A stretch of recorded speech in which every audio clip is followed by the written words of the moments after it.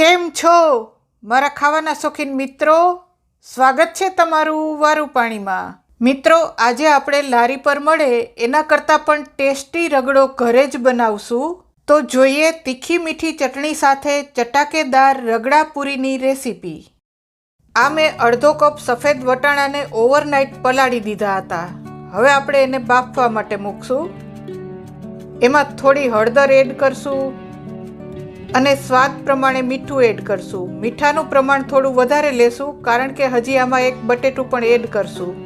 આ મેં એક મોટા બટેટાને છાલ ઉતારી ટુકડા કરી લીધા છે, એને પણ આમાં એડ કરશું. અડધા કપ જેટલું પાણી એડ કરશું. હવે આપણે કુકરનું ઢાંકણ બંધ કરી અને 3 થી 4 વિસલ વગાડી લેશું. પછી કુકરને સાવ ઠંડુ થવા દેશું. હવે આપણું કુકર સાવ ઠંડુ થઈ ગયું છે. હવે આપણે એને ખોલશું. પછી આપણે એને મેસરની મદદથી થોડા થોડા મેશ કરી લેશું. આપણે એને પૂરેપૂરા મેશ કરવાના નથી, વટાણા થોડા થોડા આખા દેખાય એ રીતે મેશ કરશું. મિત્રો, આવી જ નવી નવી રેસીપી જોવા માટે મારી ચેનલને સબસ્ક્રાઈબ કરો, લાઈક કરો, શેર કરો, કોમેન્ટ કરો. હવે આપણે આ રગડાનો વઘાર કરી લેશું. એક કડાઈમાં આપણે મોટી 2 ચમચી જેટલું તેલ લેશું. તેલ થોડું ગરમ થાય પછી આપણે એમાં થોડું આખું જીરું એડ કરશું. જીરું તતડી જાય પછી આપણે એમાં થોડી હિંગ એડ કરશું. પછી આપણે જે વટાણા બટેટાને બાફીને મેશ કરીને રાખ્યા છે એને એમાં એડ કરશું.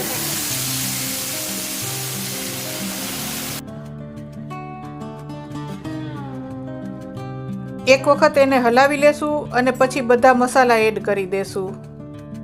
વટાણાને બાફતી વખતે જ મીઠું અને હળદર એડ કરી દીધા હતા, એટલે હવે આમાં મીઠું અને હળદર એડ કરવાની જરૂર નથી. 1 ચમચી જેટલો ધાણા જીરું પાવડર એડ કરશું. 1 ચમચી કાશ્મીરી લાલ મરચું પાવડર એડ કરશું. 1 ચમચી આદુ મરચા કોથમરીની પેસ્ટ એડ કરશું. થોડો ચાટ મસાલો એડ કરશું. થોડો આમચૂર પાવડર એડ કરશું. આમચૂર પાવડરની જગ્યાએ તમે આમલીની પેસ્ટ પણ એડ કરી શકો. 1 ચમચી જેટલો ગોળ એડ કરશું. આ ગોળની જગ્યાએ તમે ખાંડ પણ એડ કરી શકો. બધી વસ્તુને સારી રીતે મિક્સ કરી લેશું. રગડો તમારે જેટલો ઘાટો આછો રાખવો હોય એ પ્રમાણે તમે રાખી શકો. આ રગડો મને થોડો વધારે ઘાટો લાગે છે એટલે એમાં હું 1 વાટકી જેટલું પાણી એડ કરું છું. બરાબર મિક્સ કરી અને હવે આપણે આ રગડાને ઉકળવા દેશું. મિત્રો, રગડાને બીજી રીતે પણ બનાવી શકાય છે. રગડો બનાવવાની બીજી રીત મેં આની પહેલાં મારી ચેનલમાં મૂકેલી છે, જેની લિંક હું નીચે ડિસ્ક્રિપ્શન બોક્સમાં આપી દઉં છું, ત્યાંથી તમે જોઈ શકો છો. હવે આપણો રગડો સરસ ઉકળી ગયો છે. હવે આપણે ગેસને થોડો ધીમો કરી નાખશું અને એમાં થોડો ગરમ મસાલો એડ કરશું અને છેલ્લે થોડા લીલા ધાણા એડ કરશું. બરાબર મિક્સ કરી લેશું.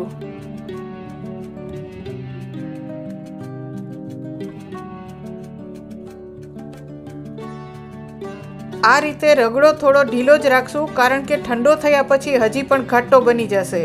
હવે આપણે ગેસને બંધ કરશું અને રગડાને સાઈડમાં રાખશું. રગડા પૂરી માટે અહીં મેં થોડી ઝીણી સમારેલી ડુંગળી લીધી છે.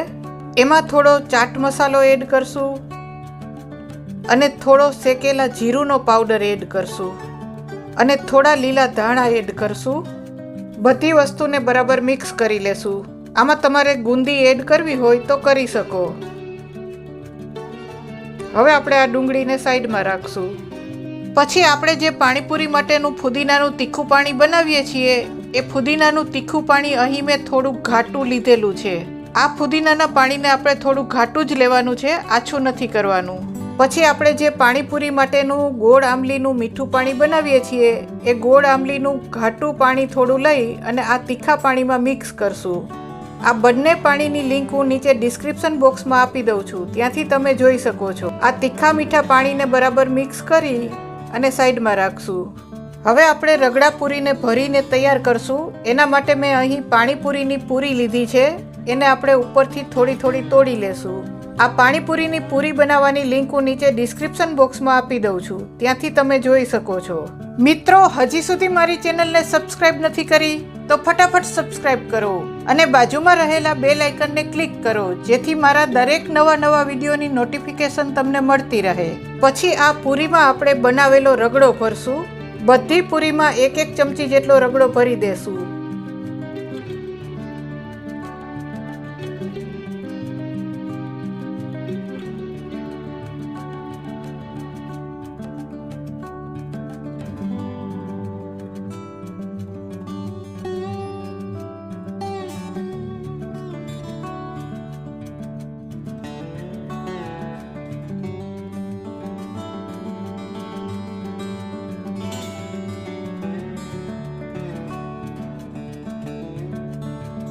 પછી એમાં આપણે તૈયાર કરેલું પાણીપુરીનું તીખું મીઠું પાણી એડ કરશું.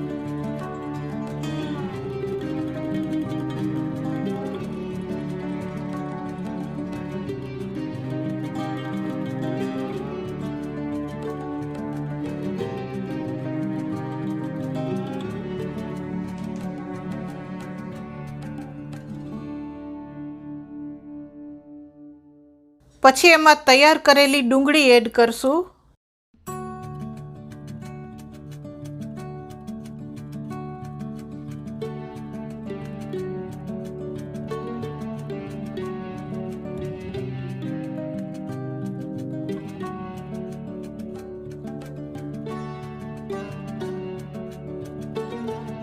તો તૈયાર છે લારી પર મળે એના કરતાં પણ ટેસ્ટી, ચટાકેદાર, ગરમા ગરમ રગડા પૂરી. મિત્રો, તમે પણ આ રીતે બનાવી ટેસ્ટ જરૂરથી કરશો અને તમારી કોમેન્ટ મને કોમેન્ટ બોક્સમાં જરૂરથી આપશો.